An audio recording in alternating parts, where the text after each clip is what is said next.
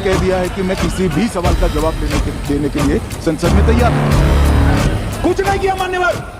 साथियों नमस्कार। साथियों, क्या 15 अगस्त से पहले भारत सरकार की तरफ से एक बड़े नेता का इस्तीफा होने वाला है? क्या राहुल गांधी और सारी विपक्षी पार्टियों के नेता बीजेपी को चारों तरफ से घेर चुके हैं? आखिरकार भरे पार्लियामेंट में आम आदमी पार्टी के नेता संजय सिंह ने बीजेपी को कौन सी बात बोल दी है जिसकी वजह से सियासत में हलचल मच चुकी है? साथियों, मैं आपका भाई शिवम आज की 3 बड़ी खबरों के साथ, जिसका काला चिट्ठा आज मैं आप सबके सामने खोलने वाला हूं, जो कि आप गोदी मीडिया और चाटुकारिता मीडिया से बिल्कुल भी एक्सेप्ट ही नहीं कर सकते। तो साथियों, मेरी आप सबसे रिक्वेस्ट है कि अगर आप लोगों ने ये वीडियो को क्लिक कर दिया है तो प्लीज करके वीडियो को लास्ट तक देख लेना, और साथ में अगर आप सब हमारे इस चैनल टाइम जोन से नहीं जुड़े हैं तो नीचे सब्सक्राइब का बटन है, उसे दबाकर आप सब हमारे चैनल से जुड़ जाइए, क्योंकि वीडियो देखने के बाद आप सब भूल जाते हैं कि चैनल को सब्सक्राइब करना है या फिर नहीं करना है। तो चैनल को सब्सक्राइब कर लीजिए। बाकी अगर हम बात करें आज की 3 बड़ी खबरों के बारे में, तो साथियों आप सबको मालूम होगा अभी हाल ही में बीजेपी यूपीआई पेमेंट के ऊपर एक बिल लेकर आई है, जिसमें कोई भी बड़ा या छोटा व्यापारी हो, अगर वो यूपीआई पेमेंट के जरिए कोई पेमेंट करता है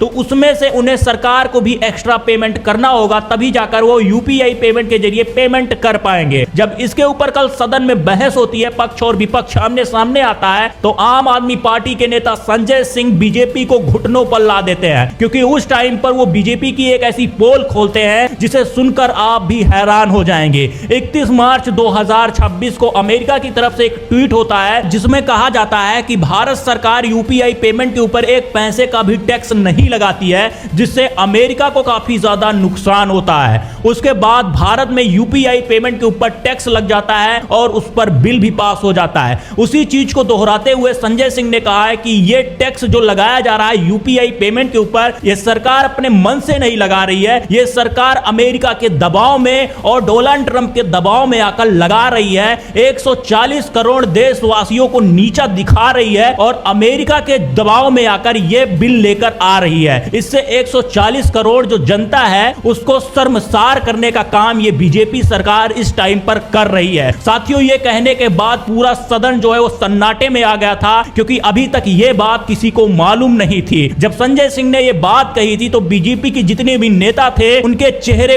उतर चुके थे और उसे देखकर यह साफ पता चल चुका था कि यह बिल अपने मन से नहीं आया बल्कि अमेरिका के दबाव में आया है। उसके बाद संजय सिंह का कहना होता है कि अगर यह बिल पास हो जाता है तो भारत के छोटे से छोटे और बड़े से बड़े व्यापारियों को बहुत ही ज्यादा नुकसान होगा, और अगर उन्हें नुकसान होगा तो अपने सामानों के दाम बहुत ही ज्यादा बढ़ा देंगे और इसका जो है 140 करोड़ जनता को भुगतना पड़ेगा। महंगाई के गड्ढे में 140 करोड़ जनता और भी ज्यादा गिर जाएगी। तो इसीलिए इस बिल को लागू नहीं होने देना है, क्योंकि ये 140 करोड़ जनता के सम्मान की बात है। तो अब देखना यह बहुत ही ज्यादा इंपॉर्टेंट होगा, क्या बीजेपी इस बिल को लागू करेगी या फिर नहीं करेगी। लेकिन अगर हम अब दूसरे अपडेट की बात करें तो साथियों आप सबको मालूम होगा कि 1-2 महीनों से भारत में हर जगह पर प्रोटेस्ट चल रहा है। जहां पर देखो हर राज्य में प्रोटेस्ट ही प्रोटेस्ट हो रहा है। छात्र पेपर लीक को लेकर परेशान है, युवा बेरोजगारी को लेकर परेशान है, और देश की जनता महंगाई भ्रष्टाचार को लेकर परेशान है, और लोग नरेंद्र मोदी सरकार से परेशान है। साथियों, अभी हाल ही में एक सर्वे किया गया था जिसमें देश के युवाओं से पूछा गया था कि आपके भविष्य के लिए सबसे अच्छा नेता कौन हो सकता है। तो उसमें जो रिजल्ट निकल के सामने आया था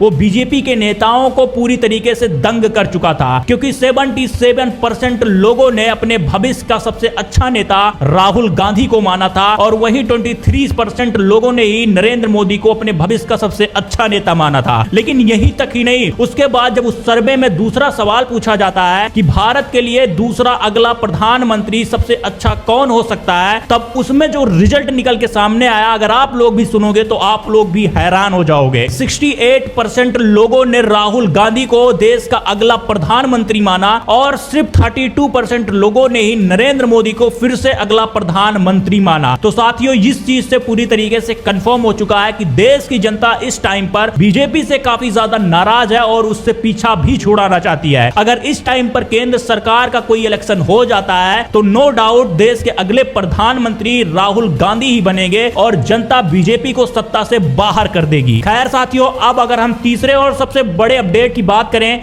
तो साथियों, आप लोगों ने अभी तक कहीं ना कहीं पर यह जरूर सुना होगा कि देश के गृह मंत्री अमित शाह अपने पद से इस्तीफा दे। लोगों की मांग ये बहुत जोरों शोरों से चल रही है, लेकिन इसका सबसे बड़ा कारण क्या है, रीजन क्या है इसके पीछे का? साथियों, आप सबको मालूम होगा कि दिल्ली के जंतर मंतर पर जब सीजीपी के द्वारा प्रोटेस्ट हुआ था, छात्र इकट्ठे हुए थे, पेपर लीक को लेकर प्रोटेस्ट कर रहे थे, तब वहां पर लाठीचार्ज हुआ था और बिहार में गोलियां तक चल गई थी। उसके बाद से ही देश के गृह मंत्री अमित शाह सदन में नहीं आ रहे हैं और लोगों के सवालों का जवाब नहीं दे रहे हैं। उसी चीज पर जो देश की विपक्षी पार्टी है और देश के जो विपक्षी नेता हैं, वो अमित शाह के ऊपर तंज कस रहे हैं कि इतने बड़े प्रॉब्लम में अगर देश के गृह मंत्री सदन में आकर लोगों के सवालों का जवाब नहीं दे रहे हैं और नहीं दे पा रहे हैं, तो वो अपने पद से इस्तीफा दे दें। क्योंकि देश में जगह जगह पर प्रोटेस्ट चल रहा है, लोग काफी ज्यादा परेशान है, छात्र पेपर लीक को लेकर परेशान है, जनता भ्रष्टाचार महंगाई को लेकर परेशान है। तो इस विषय पर देश के गृह मंत्री का दायित्व बनता है और देश के प्रधानमंत्री का भी दायित्व बनता है कि वो हफ्ते में एक बार सदन में आए और जनता के सवालों का जवाब दें। और अगर वो ऐसा नहीं कर पा रहे हैं तो वो अपने पद से इस्तीफा दे दें। तो साथियों, ये काफी ज्यादा स्वाभाविक बात है कि ये देश के गृह मंत्री हैं और देश के प्रधानमंत्री हैं, तो इनका दायित्व बनता है कि ये जनता के सवालों का जवाब दे। सप्ताह में कम से कम एक बार सदन में आए और उनके सवालों का जवाब दे जो जनता सवाल कर रही है। और अगर नहीं आ रहे हैं और सवालों का जवाब नहीं दे पा रहे हैं तो अपने पद से इस्तीफा दे सकते हैं, जनता को कोई प्रॉब्लम नहीं होगी।